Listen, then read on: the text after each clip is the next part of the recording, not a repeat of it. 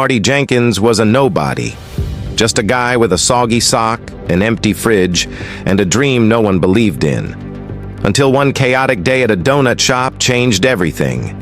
This is a hilarious and inspiring journey from failure to festival champion, featuring outrageous donut ideas, a grumpy church lady, and a pink donut truck that united a whole town. Watch till the end for the most heartwarming twist. Marty Jenkins had a terrible day. His socks didn't like him. One had a big hole so his toe stuck out. The other sock was gone, maybe hiding in the dryer. Marty was 38, single, and lived in a small apartment in Scranton, Pennsylvania. His place was above a laundromat that smelled bad, like old soap. His job at Buddy's Donut Shack paid for food, but he was almost fired. That morning, Marty's fridge had only one pickle. It looked at him like he was a loser. His phone died, so his alarm didn't ring. He ran to work, his one sock flapping, and found Buddy, his boss, mad. "Marty, you're late again," Buddy said, wiping sugar off his face. "You look like a mess." "Sorry, Buddy," Marty said. "My phone died and my sock ran away." Buddy didn't laugh. "One more mistake and you're fired. Kids can make donuts better than you." Marty felt sad. He loved donuts, not just eating them, he could eat 12 easily, but making them. The dough turned puffy and golden, like magic. It was the only thing he was good at, and now he might lose it. The day got worse. At lunch, Marty carried jelly donuts when a kid on a skateboard yelled, "Nice hair, loser!" Marty didn't have weird hair, but he looked at the coffee machine to check. Then he tripped on a mop bucket. The donuts flew, splashing jelly on the ceiling, the counter, and Mrs. Henderson, the grumpiest lady in Scranton. Mrs. Henderson screamed, "You fool, this is my church dress." Marty grabbed a rag to clean her, but he made it worse, smearing jelly on her hat. "I'm so sorry, I'll pay to fix it." "With what? Your smile?" she yelled, leaving. Everyone laughed except Buddy, who looked angry. "Clean this," Buddy said. "Don't touch donuts today." Marty cleaned jelly off the ceiling for an hour, feeling like a failure. His mum used to say he'd be great, but she was wrong. She died 2 years ago, and Marty missed her hugs and kind words. Now he had a bad job and a sock with a hole. That night, Marty sat on his old couch, looking at the pickle. He needed a plan. If he lost his job, he'd lose his apartment. Then what? Sleep with pigeons in the park? He wasn't good at surviving. His camping was eating popcorn. Then he thought of the Scranton Donut Festival. Every year, the town had a contest for the best donut. The winner got $5,000 and free coffee for a year. If Marty won, he could keep his job and apartment. The problem? Marty wasn't good at new ideas. His donuts were tasty, but plain. He needed something special. He stayed up all night drawing on a napkin. Bacon donuts? Too strange. Chocolate donuts? Too normal. At 3 a.m., he got it. The everything donut. It would have all toppings, sprinkles, bacon bits, cookie bits, even shiny sugar dust from TV. It might be great or awful, but it was his. On festival day, Marty brought his everything donuts. They looked wild, like a rainbow exploded. He used his last $20 for ingredients and made them in Buddy's kitchen after hours. If Buddy knew, Marty was done. The festival was busy. Kids ate cotton candy and old ladies talked over coffee. Marty's booth was next to a guy selling cricket donuts, which made Marty feel better. His donuts didn't make noises. 3 judges came, including Mrs. Henderson, still mad about the jelly. She stared at his tray. "What are these?" "Everything donuts," Marty said, trying to sound brave. "They have everything good." The judges ate. Everyone was quiet. Mrs. Henderson chewed slowly, looking mean. The other judges, a guy with a weird haircut and one in a cowboy hat, looked confused. Then the haircut guy laughed. "This is crazy. It's like a party in my mouth." The cowboy guy nodded. It's a lot, but it's good. Mrs. Henderson said nothing. She ate and left. Marty felt he failed. Marty was packing up when the announcer shouted, "We have a winner!" Marty didn't listen. He was thinking about eating his pickle. Then he heard his name. Marty Jenkins with the Everything Doughnut. The crowd cheered. Marty froze. Was it a joke? But the haircut judge waved him to the stage. Marty tripped but got up, his sock wet. He got a big check for $5,000 and a huge coffee mug. Mrs. Henderson found him later. "I didn't pick you," she said, "but the others did. Don't ruin our town with those doughnuts." Marty smiled. "I'll try not to." Back at the shop, Buddy was waiting. Marty thought he'd be fired, but Buddy patted his back. "You saved my shop, kid. Those cricket doughnuts almost won. You're safe." Marty laughed, happy for the first time in months. He still had one sock and missed his mum, but he felt okay. Marty used the money to fix his fridge, buy new socks, and get a better phone. He kept making Everything Doughnuts, and they became famous in Scranton. Even Mrs. Henderson bought one every Sunday after church. Marty wasn't rich or famous, but he had a reason to wake up. He still tripped on buckets, and his socks still vanished, but he laughed. Life wasn't perfect, but it was his. Months later, Buddy hired Timmy, a 17-year-old with braces and a loud laugh. Timmy was full of energy but bad at doughnuts. His first day, he burned a batch so bad the shop smelled like a bad fire. Marty, now the old worker, had to teach him. "Timmy, watch the fryer," Marty said, cleaning burnt crumbs. "These doughnuts look like rocks." "Sorry, Marty," Timmy laughed, dropping a flour bag. It exploded, covering them in white dust. Marty looked like a ghost, and Timmy laughed so hard he sneezed flour. Marty laughed too. Timmy was like him, clumsy and a bit lost. Marty decided to help him, teaching him to make dough and add shiny dust. It felt good to help, like his mum would want. But Timmy had a secret. Marty found a notebook under Timmy's jacket with drawings of crazy doughnuts, like spicy pickle doughnuts and cotton candy doughnuts. Marty liked them but felt jealous. Was this kid better than him? Timmy's ideas got popular. Buddy liked his energy and tried his recipes.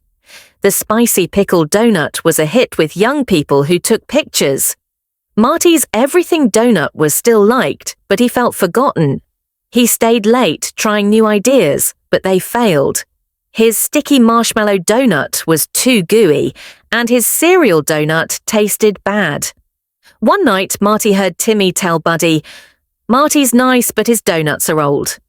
My cotton candy doughnut should go to the Regional Doughnut Expo." Marty felt sick.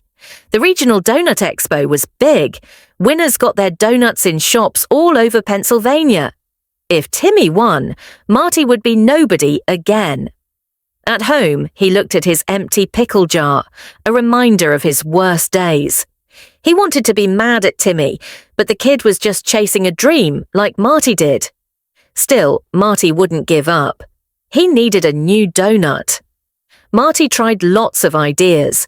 Doughnuts with hot sauce, gummy worms, even one shaped like pizza. None worked. Then, one rainy night, he found a photo of him and his mum at a fair eating funnel cakes. She'd said, "Marty, this tastes like happiness." That was it, the funnel cake doughnut. It would taste like a fair, sweet, crispy, happy. He made a glaze with sugar, added vanilla, and put tiny fried bits on top. It was simple but perfect, like his mum's smile. At the Regional Doughnut Expo, Marty and Timmy entered. Timmy's cotton candy doughnut was fluffy and pretty. Marty's funnel cake doughnut looked plain, but the judges loved it. A judge from Philly said, "This feels like being a kid again." They announced a tie. Marty and Timmy both won. Their doughnuts would be in shops across Pennsylvania. Timmy hugged Marty hard. "We're a team." Marty smiled, happy. He'd been scared of losing, but there was room for both. He thought of his mum. "Thanks, Ma," he whispered. Back at the shop, their doughnuts were famous. They tried new ideas, some bad, like the fish doughnut. But they laughed, and Marty wasn't alone anymore. Life was messy but sweet. Weeks later, a TV show called Doughnut Dreams wanted to film at the shop. The host, Vinny, had shiny hair and a loud voice. He said the show would make the shop famous. Buddy was excited, but Marty was scared. He'd never been on TV. What if he dropped doughnuts on Vinny? The filming day was wild. Cameras were everywhere, and Vinny shouted, "Be loud!" Timmy danced for the crew, but Marty felt nervous. He spilled glaze, burned doughnuts, and called Vinny Vicky by mistake. The crew laughed, but Vinny looked annoyed. Marty hid in the back, sweaty. Timmy found him. "You okay? You look scared." "I'll ruin this," Marty said. "I'm just a doughnut guy." "So be a great doughnut guy," Timmy said. Marty tried again. He talked about his mum and the funnel cake doughnut. The crew got quiet and Vinny listened. When they finished, Vinny shook Marty's hand. That was real. People will love it. The show aired and the shop got super busy. People came from far away. Marty watched at home, shy but happy to see his mum's photo on TV. He felt proud. With the shop doing well, Marty moved to a small house in Scranton. It had a little yard and a frog-shaped mailbox. He loved it. One night, he ate a doughnut on his porch, feeling great. Then his neighbour, Clara, came over. She was old, with messy grey hair and big glasses. She brought cookies that smelled bad. "Hi," she said. "Don't let your doughnuts stink up my yard." Marty laughed, thinking it was a joke, but Clara was serious. She didn't like the shop's fame. It brought cars and noise. She complained daily, even about his frog mailbox. "It's ugly," she said. Marty tried to be nice. He gave her everything doughnuts, but she sent them back saying, "I can't eat sugar." He offered to cut her grass, but she said his mower was loud. Timmy wanted to make a doughnut like her glasses, but Marty wanted to be friends, not fight. One day, Clara struggled with a heavy box. Marty helped, expecting her to yell. She just said, "Thanks, doughnut boy." They talked, and Marty learned her husband died, leaving her alone. She was lonely, like Marty once was. Marty brought her sugar-free muffins. Clara got nicer. She invited him for tea, which tasted bad, but he drank it. They became friends, talking about Scranton and laughing about the frog mailbox. Marty learned grumpy people sometimes just need a friend. One day, Buddy said, "I might sell the shop to a big company. They'd keep you, but it'd be different." Marty was sad. The shop was his home. Timmy was upset too. "We can't let them ruin our doughnuts," he said. Marty agreed. That night, he and Timmy made a plan. They'd buy the shop. It was a crazy idea. Marty had little money, and Timmy had coins in a jar. But they loved the shop. They asked Clara for help. She used to run a book club like a boss. She grumbled, but helped them make a plan. "You're silly, but I like you," she said. They told Buddy they'd buy the shop with doughnut money. Marty promised a new doughnut called Buddy's Bliss, with chocolate and sprinkles. Buddy thought for a bit. "You're crazy," he said, "but okay, it's yours." Marty and Timmy cheered, hugging until flour flew. Clara smiled. The shop was theirs, mostly the bank's, but theirs. They ate funnel cake doughnuts to celebrate, and Marty felt his mom watching. He wasn't just a doughnut guy now, he was a dreamer and a friend. Life was still tricky. Socks vanished, and Clara hated the frog mailbox. But Marty had a team and a shop full of hope. Scranton wasn't ready for more. Owning the shop was hard. The fryer broke a lot, and the bank sent scary letters. Timmy had an idea, a doughnut truck. "We'll drive to parks and schools and sell doughnuts," he said, excited. Marty wasn't sure. A truck cost money, and he wasn't great at driving. Clara found a cheap old truck online. "It's junk," she said, "but so are you two." They bought it, painted it pink, and called it the Doughnut Wagon. Timmy put dancing donut stickers on it. They tried it at a kids' baseball game. Kids wanted donuts, but the truck's engine made bad noises. When they fixed it, the game was over. They sold 3 donuts. Timmy laughed, but Marty felt bad. That night, he dreamed of his mum saying, "Keep going, Marty."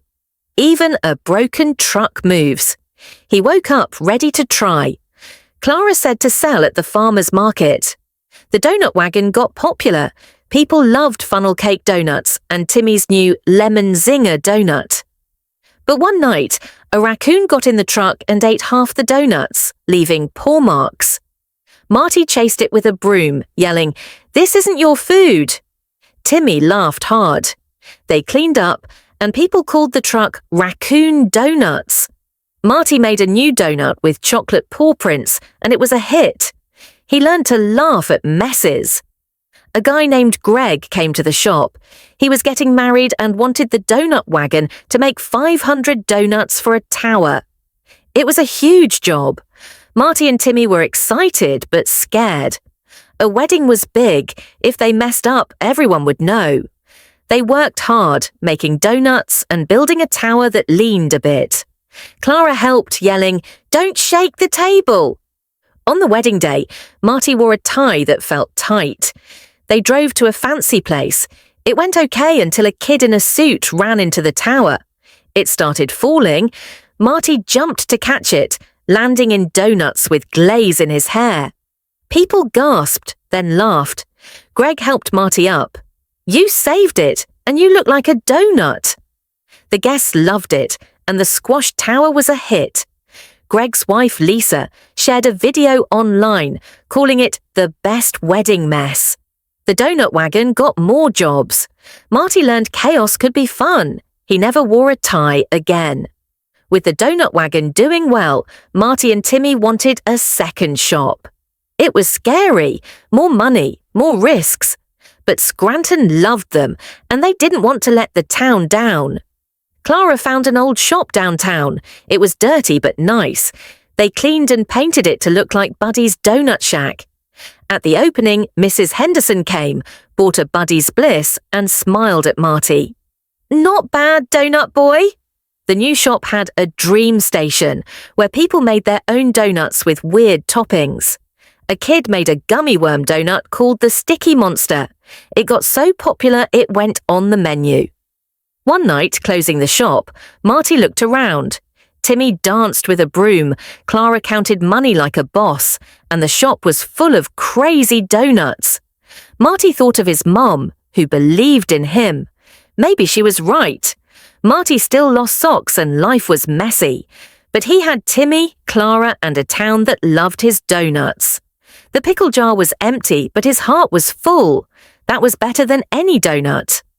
One morning, Marty opened the new shop and found a mess. Donuts were gone and crumbs were all over. Someone had broken in. He called Timmy, who ran over, tripping on his shoelaces. "Who steals donuts?" Timmy asked, looking at the empty trays. Marty was upset. The shop was his dream, and now someone was taking it. Clara came to help. She looked at the crumbs and said, "This is kids' work. Look at the glitter dust." They made a plan. Marty and Timmy hid in the shop after closing, waiting for the thief. At midnight, they heard noises. Marty turned on the light and saw 3 kids from the neighborhood covered in sugar, eating funnel cake donuts. "Don't tell our parents," one kid, Joey, begged. "We just love your donuts." Marty wanted to be mad, but he remembered sneaking cookies as a kid. His mum caught him but laughed. Instead of calling the police, Marty made a deal. "You clean the shop for a week and you get free donuts, but no more stealing." The kids agreed, and Joey turned out to be great at decorating donuts. He made a glitter bomb donut that kids loved. Marty felt good. He turned a problem into something sweet, just like his mum would have done. One summer, a huge storm hit Scranton. Rain poured and the streets flooded. The donut wagon got stuck in mud and the new shop's roof leaked. Marty, Timmy and Clara worked all night, putting buckets under drips and saving donuts from getting wet. The next day, the town was a mess. People were sad, with no power and wet homes. Marty felt bad. He wanted to help. Timmy said, "Let's give out free donuts. It'll make people smile." They loaded the donut wagon, which was finally unstuck, with everythings and funnel cakes. They drove around handing out donuts to families cleaning up. Mrs. Henderson got one and didn't even complain. A little girl hugged Marty, saying, "Your donuts make the rain less scary." Clara helped, passing out sugar-free muffins to old folks. The local news wrote about the donut heroes, and Marty blushed when he saw his picture. He didn't feel like a hero, just a guy with donuts. But he knew his mum would be proud. The storm passed, but the free donuts made the shop even more loved. Marty learned that sometimes giving away something sweet was the best way to fix a bad day. To thank Scranton for supporting them, Marty and Timmy planned a big donut party at the new shop. They invited everyone, customers, kids, even Mrs. Henderson. Clara helped plan, saying, "Don't mess this up, donut boys." They decorated with balloons and made tons of donuts. Everything, funnel cake, Buddy's Bliss, even Joey's glitter bomb. Timmy set up a make-your-own donut table, and kids went wild, piling on sprinkles and candy. The party was packed. People danced, laughed, and ate. Mrs. Henderson tried a sugar-free muffin and said, "It's okay." That was high praise from her. Joey and his friends helped serve, proud of their cleaning work. Marty looked at the crowd. Timmy joking with kids, Clara bossing everyone around, and neighbours eating his donuts. He thought of his mum, who always said he'd find his place. This was it. A shop, a team, a town that felt like family. Life wasn't perfect. Socks still disappeared, and the donut wagon broke sometimes. But Marty had friends, dreams, and donuts that made people happy. He raised a funnel cake donut and said, "To Scranton." Everyone cheered, and for the first time, Marty felt like he belonged.